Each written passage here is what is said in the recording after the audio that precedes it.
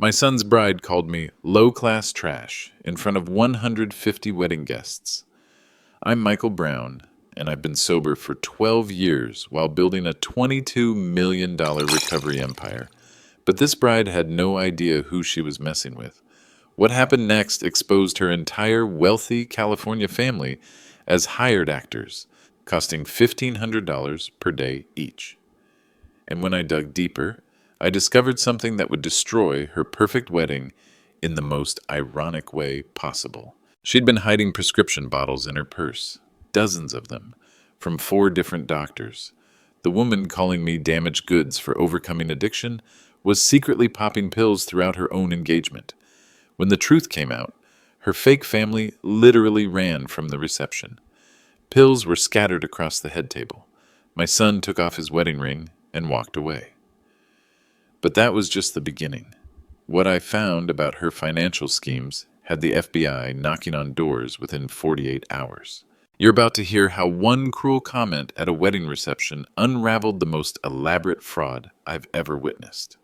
If you're watching this, go ahead and hit subscribe. I have a feeling you'll want to see how this ends. Then please drop a comment telling me where you're watching from. Let me tell you how a recovering addict taught a pill-popping fraud the difference between real class and fake money. It began 6 months before the wedding, the first time Stephanie came to family dinner. I'll never forget walking into my son Tommy's apartment. Stephanie was sitting on his couch, and when I handed her the flowers I'd brought, she literally pulled her hand back like I might contaminate her. "Tommy didn't tell me you were coming," she said, not taking the bouquet. My son looked embarrassed. "Dad, this is Stephanie. Stephanie, this is my father." She gave me this tight smile. "Oh, the one with the, situation." The situation. That's what she called 12 years of sobriety. I set the flowers on the counter. "Nice to meet you too." But it wasn't nice. I could see her scanning my clothes. Clean jeans, button-down shirt, work boots. Nothing fancy, but nothing wrong either. Her expression said otherwise. "Tommy mentioned you work in construction?" "Recovery," I corrected. "I run recovery centers." She nodded like I'd said I collected garbage. "That's important work." The way she said important told me everything. This girl thought I was nobody. Over the next few months, the signs multiplied. When I visited Tommy's place, Stephanie would disappear into the bedroom with her purse, like I might steal something. When we went to dinner, she'd insist on separate checks. When I mentioned my business, she'd change the subject. But the worst part? She was changing my son. Tommy used to call me every Sunday. We'd talk about his job at the engineering firm, his 5 years of sobriety, life in general. After Stephanie, those calls became sporadic. When we did talk, he seemed distant. "Dad, maybe you could tone down the recovery stuff around her?" I was standing in my office at the New Hope Recovery Center in Scottsdale. Through the window, I could see clients walking to group therapy. Real people fighting real battles. Tone down the recovery stuff? She just thinks it's kind of heavy. Her family's more private about personal issues. Her family. That was another thing. 6 months of dating, and I'd never met them. They lived in California, she said. Old money, very exclusive, very busy. What kind of business is her family in? Investments, real estate. Stephanie doesn't like talking about it. She says it's gauche to discuss money. I hung up that day feeling smaller than I had in years. Here I was, running 8 recovery centers across Arizona, employing 200 people, helping thousands get clean. But to this girl and her mysterious family, I was just a former addict who got lucky. The final straw came 3 weeks before the wedding. I was at Tommy's place, helping him move furniture. Stephanie was in the kitchen on the phone with someone, her mother apparently. "No, Mother, you don't understand. His father has a past. Drug issues, I know, but what can I do? Tommy's already attached." She didn't know I could hear her. "Well, at least we don't have to socialize with him much after the wedding. I've made sure he's at table 12. In the back, near the service entrance." Table 12, near the service entrance. I'd been in recovery long enough to know when someone was trying to make me feel ashamed. But I'd also been in business long enough to know when someone was lying. Because here's the thing about Stephanie's family that never quite added up. If they were so wealthy and established, why had I never seen a single photo of them? Why did all their social media accounts look so new? And why, when I casually Googled their last name plus California real estate, did absolutely nothing come up? Most people would let it slide. Most people would sit at table 12 and keep their mouths shut. But most people haven't spent 12 years learning that staying silent about problems only makes them worse. It was time to do some digging. The rehearsal dinner was Friday night at Desert Ridge Country Club. $25,000 for the weekend, Tommy told me proudly. Stephanie's family was paying, of course. I sat in my truck in the parking lot, staring at the building. Through the windows, I could see elegantly dressed people mingling with champagne glasses. Stephanie's family had flown in that morning, all 6 of them. Mother, father, 2 aunts, an uncle, and a cousin. I'd finally get to meet the people who thought I belonged at table 12. But as I sat there, something my sponsor Jerry told me years ago came back. Michael, the worst thing about addiction isn't the drugs. It's letting people make you feel like you deserve less than respect. If I stayed quiet tonight, what message was I sending? To Tommy, that it was okay to let his future wife disrespect his father. To myself, that 12 years of sobriety and building a business meant nothing if the wrong person said so. To every client who walked through my recovery center doors, that shame never really goes away. The stakes weren't just personal anymore. I thought about Marcus, a 24-year-old who'd been clean for 6 months. He'd told me last week, "Mr. Brown, I'm scared my girlfriend's parents will find out about my past. What if they make her choose?" I'd told him what I always told clients. Your past is part of your story, not your whole story. Anyone who can't see your worth doesn't deserve your time. Now here I was, taking my own advice, or failing to. I pulled out my phone and looked at the text I'd received that afternoon from Dr. Sarah Williams, my business partner at the recovery centers. Sarah and I had built this empire together, her medical expertise, my lived experience. "Michael, you asked me to look into something discreetly. Call me. We need to talk." I'd asked Sarah for a favor 3 weeks ago, right after overhearing Stephanie's phone conversation. Sarah had connections in California from her residency at Stanford. I'd asked her to make some quiet inquiries about Stephanie's family. The fact that she was texting instead of calling meant she'd found something significant. But did I really want to know?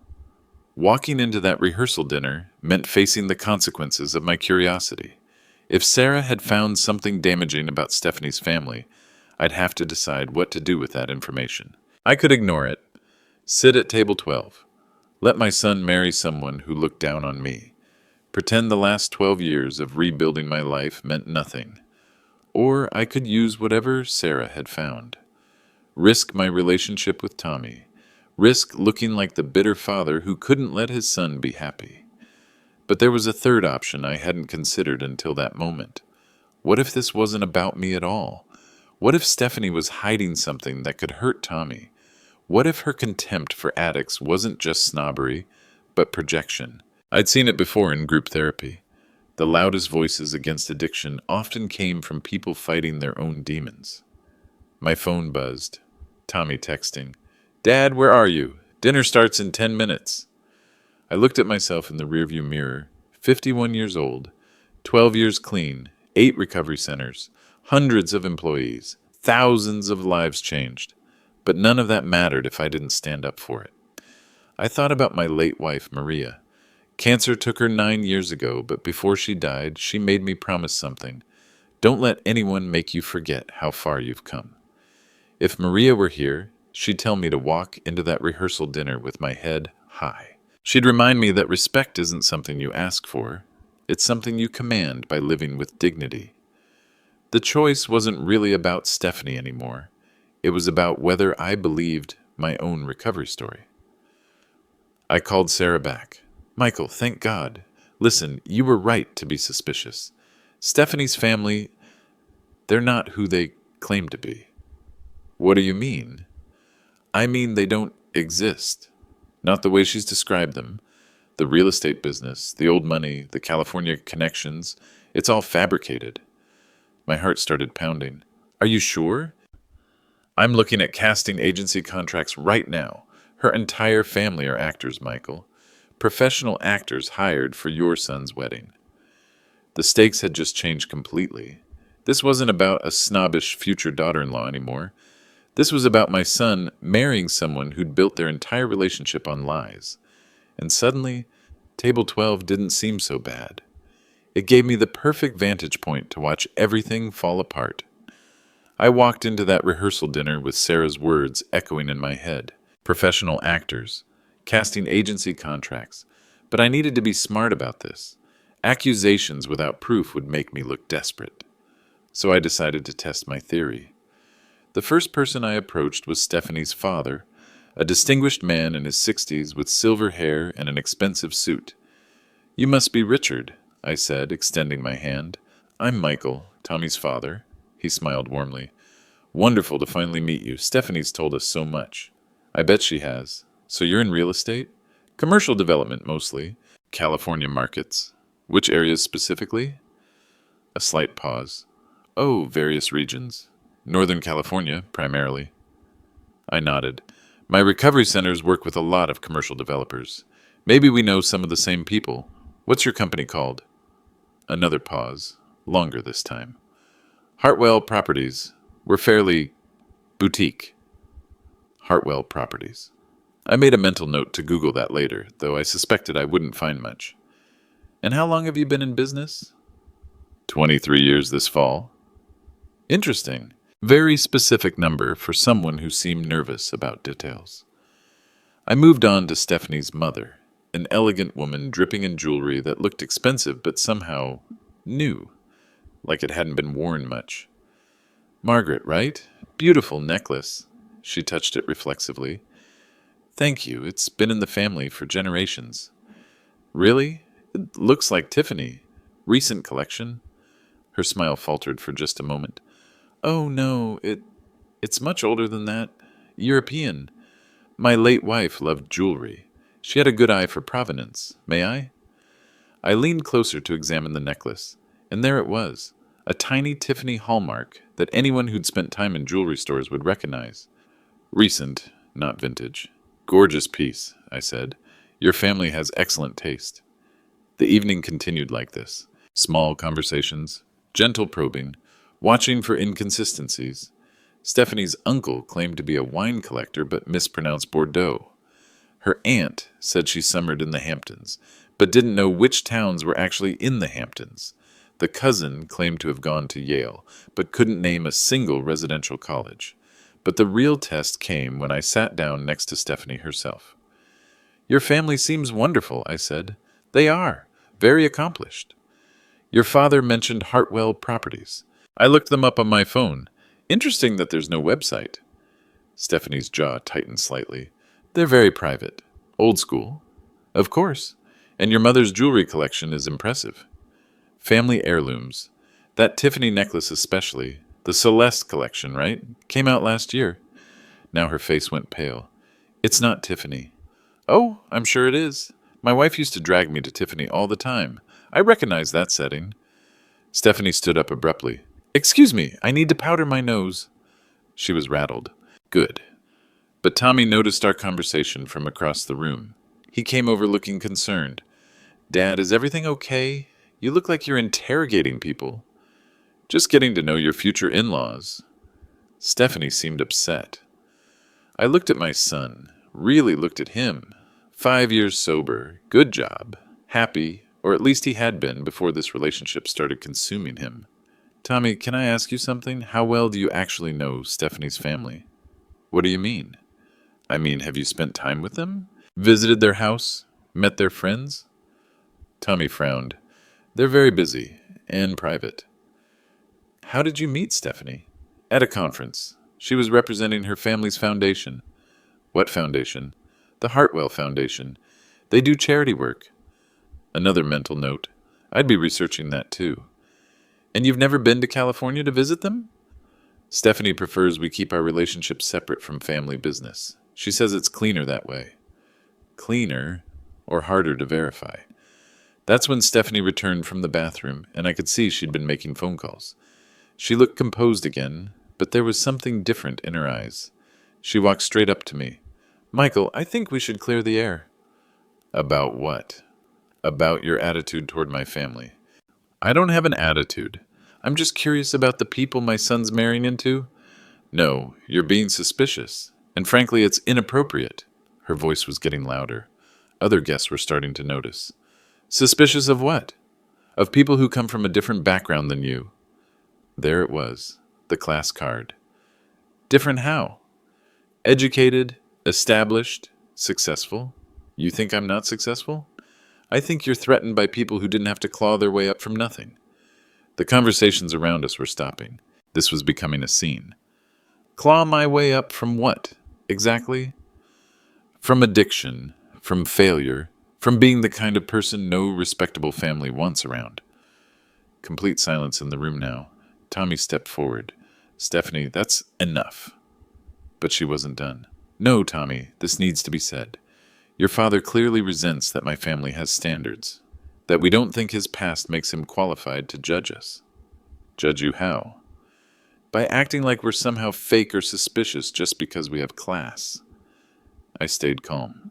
12 years of recovery teaches you that angry responses usually prove the other person's point. I never said you were fake. You implied it? With your questions? Your skepticism? I asked about your father's business and your mother's jewelry. Normal conversation. Normal for someone looking for problems. She was breathing hard now, clearly agitated. And that's when I realized something important. Stephanie wasn't just acting defensive, she was acting guilty. The rehearsal dinner ended awkwardly after Stephanie's outburst. People tried to pretend nothing had happened, but you could feel the tension in every forced smile and stilted conversation. Tommy walked me to my truck, looking frustrated. Dad, what was that about? Your fiancée doesn't like being asked questions. She's just protective of her family. They value their privacy. I unlocked my truck door. Tommy, in 12 years of recovery, I've learned that people who get angry about simple questions usually have something to hide. Are you seriously psychoanalyzing my relationship right now? I'm trying to look out for my son. Tommy ran his hands through his hair. Dad, I know you mean well, but Stephanie's right. You've been different ever since she came into the picture. More suspicious, more judgmental, or more experienced. With what? I paused, choosing my words carefully. With people who aren't what they seem. Tommy stared at me for a long moment. Are you saying my fiancé is lying to me? I'm saying that in 24 hours, you're marrying someone whose family you've never visited, whose business you've never seen, whose friends you've never met. Doesn't that seem unusual? It seems private. Not everyone broadcasts their entire life. There's a difference between private and secretive. Tommy shook his head. I can't do this tonight, Dad. The wedding's tomorrow. Can we please just get through it without more drama? I hugged my son goodbye, but as I drove home, my phone kept buzzing with text messages. The first was from Dr. Sarah Williams. Michael, I have more information. Can you meet me early tomorrow, before the wedding? The second was from Frank Davis, a private investigator I'd worked with before, when we had theft issues at one of the recovery centers. Got your message. Very interesting case. Can we talk? The third was from Tommy. Dad, I'm sorry about tonight. I love you. I just want everything to be perfect tomorrow. I sat in my driveway for a while, staring at those messages. Sarah had found something significant enough to want a face-to-face meeting. Frank had discovered something interesting, and my son wanted everything to be perfect for a wedding built on what I increasingly suspected were lies. I thought about calling the whole thing off, just showing up tomorrow, sitting at table 12, keeping my mouth shut. But then I remembered something from my early recovery days. My sponsor, Jerry, used to say, Michael, the difference between being clean and being in recovery is action. Clean is passive. Recovery is active. It means doing the right thing even when it's hard. Especially when it's hard. I called Sarah back. Michael, thank God. Listen, I've been digging deeper into the Hartwell family situation. It's worse than I thought. How much worse? The casting audience has emails. Detailed instructions about family background, business history, even specific conversation topics to avoid. This isn't just hired actors for a wedding. This is a months-long performance. My stomach dropped. What kind of instructions? Things like, if asked about real estate specifics, redirect to wine or travel. And remember, the father doesn't discuss business details with outsiders. It's like a script, Michael. What else? The payments. Someone's been paying Prestige Acting Solutions $1,500 a day per actor for 3 months of preparation. That's not wedding weekend money. That's relationship money. I felt sick. Tommy had been dating these people, thinking they were his future family. Sarah, who's paying them? That's the thing. The payments come from an account registered to S. Morrison Financial Services. But when I looked up S. Morrison, it's a shell company. No physical address, no employees, no legitimate business activity. S. Morrison. Stephanie's last name was Morrison. So Stephanie's paying actors to pretend to be her family. For months, Michael, this isn't about impressing people at a wedding. This is about creating an entire false identity. I hung up and immediately called Frank Davis. Frank, please tell me you found something. Oh, I found something, all right. Your future daughter-in-law isn't just paying for fake family members. She's got some very real secrets of her own. What kind of secrets? The kind that involve 4 different doctors and a lot of prescription bottles. My blood went cold. Are you sure? Pharmacy records don't lie, Michael. She's been doctor shopping for 8 months. OxyContin, Percocet, Adderall. Classic pattern. So there it was. The girl who'd called me trash for being a former addict was currently using. The irony would have been funny if it wasn't about to destroy my son's life. Saturday arrived with perfect Arizona weather. Sunny, 75 degrees, not a cloud in the sky. The kind of day that makes you believe good things are supposed to happen. I stood in front of my bedroom mirror, adjusting my tie. The same black suit I'd worn to every important occasion for the past 5 years. The same one Stephanie had mocked as cheap and inappropriate for the social circles we move in. Today, it would have to do. Sarah had called at 7 that morning. Michael, I'm bringing everything to the wedding. Photos, contracts, financial records, pharmacy printouts, whatever you decide to do with this information's up to you. Frank had texted an hour later, additional evidence secured. We'll be at venue by 6 p.m. if needed. But the most important message came from Tommy at 8:30. Dad, I love you. Thank you for being here today. I know Stephanie and you got off on the wrong foot, but I really think you two will learn to appreciate each other. Appreciate each other, if only he knew. The ceremony was at 4 o'clock at Desert Ridge Country Club. I arrived early and found my assigned seat. Sure enough, table 12, in the back corner near the service entrance. Close enough to the kitchen that I could hear dishes clattering and servers talking. But you know what? Table 12 had an excellent view of the whole room. The other guests began arriving around 3:30. Stephanie's family entered together, dressed impeccably, and playing their roles perfectly. Her father greeted other guests with confident handshakes. Her mother air-kissed acquaintances with practiced elegance. They were good actors, I had to admit. But I noticed things other people missed, like how none of them seemed to know any of the other guests personally. They introduced themselves repeatedly to the same people, and when conversations moved beyond surface pleasantries, they had a remarkable ability to redirect topics. The ceremony itself was beautiful. Tommy looked handsome in his tuxedo, genuinely happy as he waited at the altar. Stephanie was stunning in a dress that probably cost more than most people's cars. When the officiant asked if anyone objected to the union, I stayed silent. This wasn't the time or place. Some battles require patience. But the reception, that was different. The reception was where people give toasts, where they speak publicly about the couple, their families, their future together, where lies become harder to maintain. Dinner was served at 7. I ate my chicken and watched the room, noting how Stephanie's family kept checking their phones, how they seemed more focused on their performances than the actual celebration. At 8 o'clock, the toast began. Tommy's best man spoke first, a sweet speech about friendship and finding the right person. Then Stephanie's father stood up.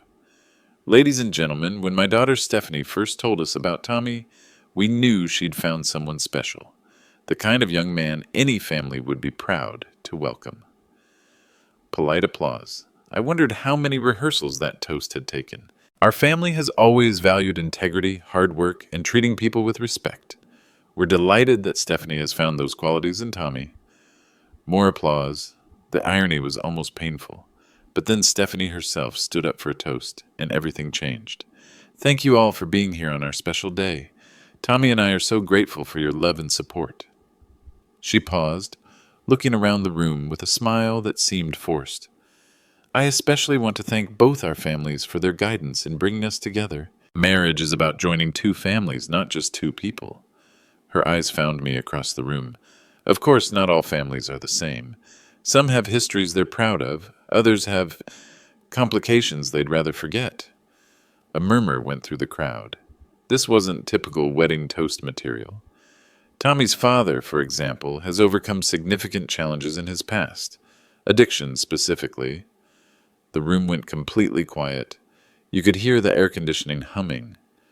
Now, I want to be clear, we don't judge people for their mistakes. Everyone deserves a second chance. But her tone suggested otherwise. However, there are certain standards that families like ours maintain. Certain expectations about the kind of people we associate with socially. Tommy looked mortified. He stood up. Stephanie, maybe we should... No, honey, this needs to be said. Your father has made some inappropriate comments about my family, questioning our background, our business, our legitimacy. She turned to look directly at me. So I want to make something crystal clear to everyone here. My family built their success through 3 generations of hard work, education, and ethical business practices. We didn't have to claw our way up from rock bottom because we never fell to rock bottom in the first place. The silence was deafening. We understand that not everyone has been so fortunate, and we're willing to overlook certain deficiencies for Tommy's sake, but we will not tolerate disrespect from people who should be grateful just to be included in civilized society. My hands were shaking, not from anger, but from the effort it took to stay calm. She wasn't done. So while we welcome Tommy's father into our extended family, we hope he understands that there are boundaries, social boundaries, professional boundaries, and personal boundaries that people from our background simply cannot cross. She raised her champagne glass. To new beginnings, high standards, and the importance of knowing your place in the world. Half the room raised their glasses awkwardly. The other half sat in stunned silence. Tommy's face was bright red. Stephanie, sit down. Now. But the damage was done. She'd just publicly humiliated me in front of 150 people, using my recovery, the thing I was most proud of, as a weapon. That's when I saw a pictage. Sarah Williams entered the reception hall through a side door. She caught my eye and nodded slightly. It was time. I stood up slowly, and the room turned to look at me. Stephanie was still standing, champagne glass in hand, looking triumphant. Stephanie, I said, my voice carrying clearly across the room, that was quite a speech. Thank you. Very revealing. Her smile faltered slightly. I'd like to propose a toast of my own, if you don't mind. Tommy shook his head frantically, but I was already walking toward the front of the room. Actually, I said, I'd like to toast your family, specifically your remarkable family business. Stephanie's father shifted uncomfortably in his seat. But first, I think our guests would be interested in learning a little more about the people they're celebrating with tonight. I pulled out my phone. Dr. Williams, would you mind joining us? I believe you have some information that might interest everyone. Sarah walked to the front of the room, carrying a manila folder. The actors, because that's what they were, suddenly looked very nervous. And Stephanie? She'd gone completely pale. Dr. Sarah Williams walked to the front of the room with the confidence of someone who delivered difficult news to families for 20 years. She set her folder on the head table and looked out at the 150 guests. Good evening, everyone. I'm Dr. Sarah Williams, Michael's business partner at New Hope Recovery Centers. Stephanie was still standing, champagne glass trembling in her hand. This is highly inappropriate. This is our wedding reception. You're absolutely right, I said. A wedding reception should be about celebrating the union of two families. So let's talk about families. Sarah opened her folder. 3 weeks ago, Michael asked me to do some research on Stephanie's family background. As a medical professional and business owner, I have access to certain databases and professional networks. Stephanie's father started to stand up. Now see here. Please sit down, Mr. Patterson, Sarah said calmly. The man froze. My name isn't Patterson. No, it's not. Your name is Robert Patterson, and you're a character actor represented by Prestige Acting Solutions in Los Angeles. A gasp went through the crowd. Sarah pulled out a photograph. This is your headshot from their website. You specialize in distinguished gentleman roles for corporate videos and dinner theater. She held up another photo. And this lovely woman isn't Margaret Hartwell. She's Linda Foster, also from Prestige Acting Solutions. Her specialty is elegant society matron. Characters. Stephanie's mother had gone white as a sheet. The entire Hartwell family, Sarah continued, are professional actors hired to play roles at this wedding. I have their contracts right here. She pulled out a thick stack of papers. $1,500 per day per actor for 3 months of preparation. Total cost, approximately $75,000. The room erupted in whispers and shocked murmurs. Stephanie finally found her voice. This is insane. These people are lying. Am I? Sarah asked. She pulled out her phone. Mr. Patterson, Mr. Hartwell, what's your company's address in California? The man who'd been playing Stephanie's father looked around desperately. We don't give out business addresses to strangers. How about your company's phone number? Silence. Or the name of a single project your development company has completed? More silence. Sarah turned to the woman playing Stephanie's mother. Mrs. Hartwell, tell us about your family's jewelry collection, specifically that Tiffany necklace you're wearing. The woman's hand flew to her throat. It's not Tiffany. Sarah pulled out a receipt. According to this sales record, it was purchased from Tiffany Beverly Hills 3 days ago for $8,000, charged to a credit card registered to S. Morrison Financial Services. The room was buzzing now. Guests were pulling out their phones, probably Googling Prestige Acting Solutions and S. Morrison Financial Services. Tommy stood up, his face a mask of confusion and hurt. Stephanie, what is this? What's going on? Stephanie's composure was cracking. It's a misunderstanding. These people are confused. Am I confused about this? Sarah held up another document. This is an email thread between you and Prestige Acting Solutions dated 4 months ago. The subject line is Extended Family Portrayal Services. She began reading. Need 6 actors to portray wealthy California family members for important social events. Must be convincing in roles of parents, aunts, uncle, and cousin. Background story.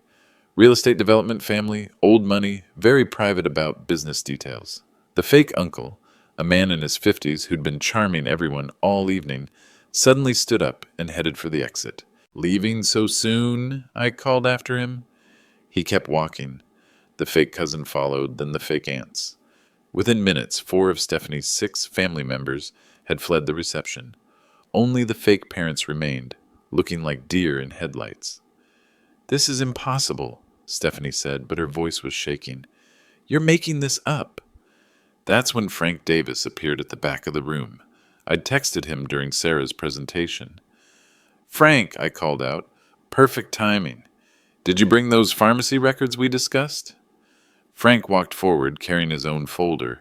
Stephanie Morrison, I'm Frank Davis, licensed private investigator. I've been researching your background for the past week. You have no right. Actually, I do. Prescription drug databases are part of public health monitoring, and you've been very busy. He opened his folder. 4 different doctors, 7 different pharmacies, 8 months of prescription shopping. Frank began reading from a list.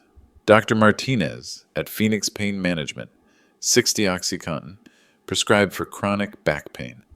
Dr. Stevens at Scottsdale Family Medicine, 40 Percocet, prescribed for dental surgery recovery. Dr. Thompson at...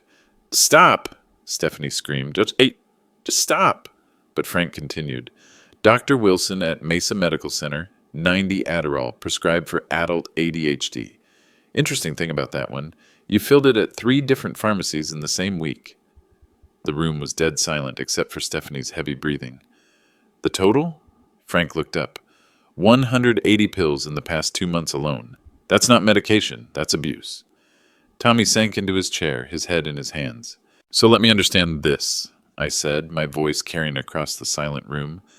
The woman who just gave a speech about families with standards, who called me damaged goods for being a former addict, who said I should be grateful just to be included in civilized society, that woman is currently using prescription drugs illegally while paying actors to pretend to be her family. Stephanie was shaking now, tears streaming down her face. You don't understand. I needed them. The pressure, the planning, everything had to be perfect. Perfect? I walked closer to her. You built your entire relationship with my son on lies. You've been high for most of the courtship, and you just humiliated me for overcoming the exact same disease you're suffering from right now. It's not the same, she whispered. You're right. It's not the same. I got help. I got clean. I built a life helping other people recover. You hired actors and stole pills. Tommy finally looked up. Stephanie, is this true? All of it? She couldn't speak. She just stood there, tears ruining her makeup, her perfect wedding dress suddenly looking like a costume. The wedding's off, Tommy said quietly. Tommy, please. The wedding is off, he repeated louder this time. Everyone, I'm sorry, but there's not going to be a marriage today. Stephanie's remaining fake parents, the actors, chose that moment to make their exit, practically running for the door. The real guests sat in stunned silence, unsure whether to leave or stay or start taking pictures. The reception hall had become a circus. Guests were whispering frantically, some taking photos, others calling relatives to report the drama. The wedding coordinator was trying to figure out what to do with the cake, the band, the flowers, but I wasn't done yet. Stephanie, I said, my voice cutting through the chaos, before everyone leaves, I think there's one more thing our guests should know. She looked up at me through tears and smeared mascara. Please, haven't you done enough? Frank, I called to the private investigator, that other information you mentioned about the prescription fraud investigation? Frank nodded grimly. The Arizona State Board of Pharmacy has been tracking unusual prescription patterns for 8 months. Your name flagged their system 3 weeks ago. Stephanie's face went chalk white. What does that mean? Tommy asked. It means, Frank explained, that obtaining controlled substances through deception, using multiple doctors, or filling prescriptions at multiple pharmacies to avoid detection are all felonies under Arizona law. Felonies? Stephanie whispered. Class 4 felonies, specifically, punishable by up to 3 years in prison. The remaining wedding guests were riveted now. This wasn't just family drama anymore. This was a criminal matter unfolding in real time. Dr. Sarah Williams stepped forward. Stephanie, as a medical professional, I'm required to report suspected prescription drug abuse to the appropriate authorities, especially when it involves illegal procurement methods. You can't do this to me, Stephanie said, but her voice was breaking.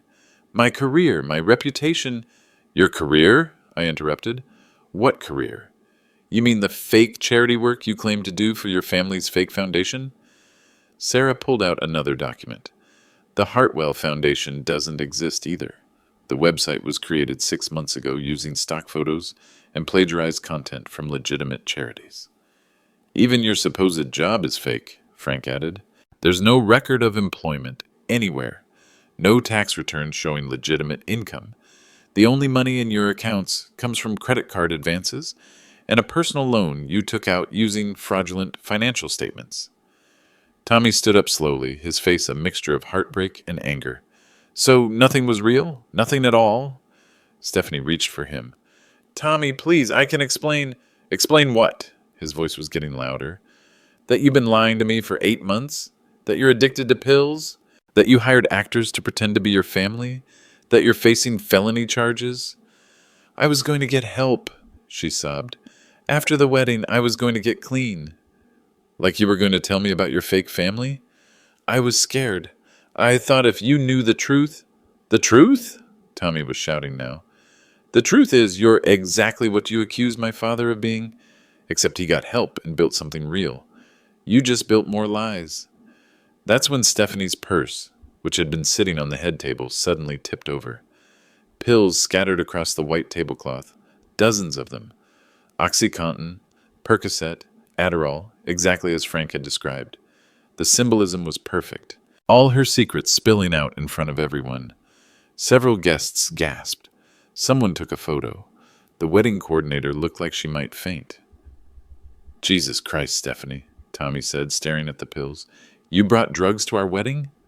I needed them. The stress, the anxiety. You needed them because you're an addict, I said quietly. Just like I was. But instead of getting help, you decided to attack me for being honest about my disease. Pastor Mark Johnson, who'd been standing quietly near the altar, stepped forward. Stephanie, I think you need help. Real help. Not a wedding, not more lies, but actual treatment. I don't need treatment, she said, but she was already gathering up the pills with shaking hands. I need everyone to mind their own business. This became everyone's business when you made that toast, I replied. When you publicly humiliated me for being in recovery while secretly using yourself. Dr. Williams approached Stephanie gently. I run an intervention program at Phoenix General. We can get you into treatment tonight if you're willing. I'm not going anywhere, Stephanie snapped, stuffing pills back into her purse. This is my wedding day. No, Tommy said firmly. This was going to be our wedding day. Now, it's the day I found out I don't know you at all. He pulled off his wedding ring and set it on the table next to the scattered pills. Tommy, wait! But he was already walking away, and this time he didn't look back. Frank Davis approached Stephanie with a business card. I've already filed my report with the State Pharmacy Board. You'll probably be hearing from investigators within 48 hours. You need a lawyer. And you need treatment, Dr. Williams added, before this gets worse. Stephanie looked around the room at the 150 guests who'd just witnessed her complete downfall. Some were already leaving. Others were still taking pictures. A few were Googling prescription drug fraud penalties on their phones. This is all your fault, she said to me, her voice venomous. If you'd just minded your own business. If I'd minded my own business, I interrupted, my son would have married someone living a lie. Someone who's sick and refuses to admit it. Someone who thinks the solution to addiction is to attack other addicts. I walked over to where Tommy was standing by the exit, looking shell-shocked. Son, I'm sorry this happened, but I'm not sorry you found out the truth.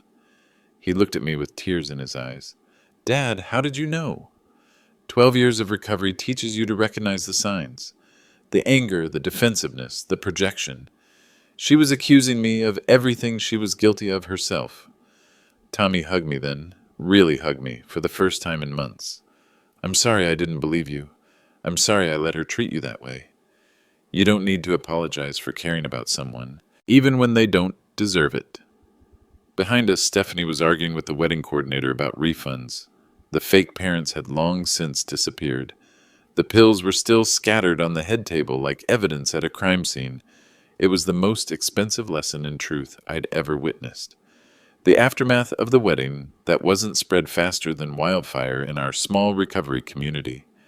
By Sunday morning, my phone was buzzing with calls from clients, colleagues, and friends who'd heard what happened. Word travels fast when someone publicly attacks addiction recovery and then gets exposed as an active user. Dr. Williams called first. Michael, I wanted you to know, Stephanie checked herself into Desert Haven Treatment Center last night. Good. That's the right choice. It is, but I also wanted to tell you that 3 of our current clients called me yesterday. They heard about what happened and wanted to share their own stories about family members who judged their recovery. That was the part I hadn't expected. The ripple effect. Marcus, the 24-year-old I'd been working with, left a voicemail. Mr. Brown, I heard what happened at your son's wedding. I just wanted to say thank you for standing up for all of us. My girlfriend's parents have been giving me grief about my past, and seeing how you handled it gives me courage to set my own boundaries. 3 other clients called with similar messages. Suddenly, this wasn't just about my family drama. It had become a teaching moment for people struggling with shame and stigma. Tommy came to see me Sunday afternoon. He looked exhausted, but clearer somehow, like a fog had lifted. Dad, I need to ask you something. How long did you know? I made us coffee and sat down across from him at my kitchen table. I suspected for weeks. But I didn't have proof until Sarah's investigation confirmed it. Why didn't you tell me sooner? Would you have believed me? He was quiet for a long moment. Probably not. I had to let you see it for yourself. Otherwise, I would have been the bitter father trying to sabotage his son's happiness. I feel like such an idiot. 8 months of my life wasted on someone who was lying about everything. Not wasted, I said. You learned something important about yourself, about what you're willing to accept and what you're not. Tommy nodded slowly. She's going to be in treatment for 30 days minimum. Her lawyer called this morning. Apparently, the pharmacy board investigation is moving forward regardless. Good. Actions have consequences. For all of us. What do you mean? I pulled out my phone and showed him the local news website. The headline read, Recovery Center Owner Exposes Wedding Fraud. Bride's Prescription Drug Abuse. Someone at the wedding was a journalist, I explained. The story's gone viral on social media. Tommy's eyes widened. Is that bad for business? Actually, no. We've had 12 calls since yesterday from people asking about our programs. Apparently, seeing someone stand up for recovery values resonates with families dealing with addiction. But there were other consequences, too. Monday morning, Frank Davis called with an update. Michael, thought you should know. The FBI is looking into S. Morrison Financial Services. Turns out Stephanie's fake company was used for more than just paying actors. What do you mean? Money laundering, possibly. She was funneling cash through multiple accounts to hide the source of her funds. The wedding fraud might be the least of her problems. That afternoon, Dr. Bedford Williams stopped by my office with more news. The actors are cooperating with investigators. Apparently, Stephanie hired them for more than just your son's wedding. She's been using fake family members for business meetings, social events, even job interviews for the past year. How is that possible? She's been living in a complete fantasy. The deeper we dig, the more elaborate the deception becomes. But perhaps the most significant consequence came Wednesday, when Pastor Mark Johnson called. Michael, I've been thinking about what happened at the wedding. Would you be willing to speak at our Community Addiction Forum next month? About what? About standing up to stigma, about not letting shame define your recovery. We have a lot of families dealing with these issues. That's when I realized the real impact of what had happened. It wasn't just about exposing one person's lies. It was about refusing to accept that recovery makes you somehow less worthy of respect. Thursday brought a call from the Arizona Department of Health Services. Mr. Brown, we understand you were instrumental in identifying a case of prescription drug fraud. We'd like to discuss having your recovery centers participate in our new monitoring program. By Friday, 3 other recovery center owners had reached out wanting to know how we'd handled the situation. Apparently, addiction shaming by family members was more common than I'd realized. The most surprising consequence came Saturday morning when Stephanie's real mother called. Mr. Brown, this is Patricia Morrison, Stephanie's actual mother. I live in Ohio. I wanted to apologize for my daughter's behavior and thank you for getting her into treatment. You don't need to thank me. Yes, I do. Stephanie's been lying to us for over a year. We thought she was doing well in Arizona, working for a charity, dating a nice young man. We had no idea about the pills, the fake family, any of it. She paused.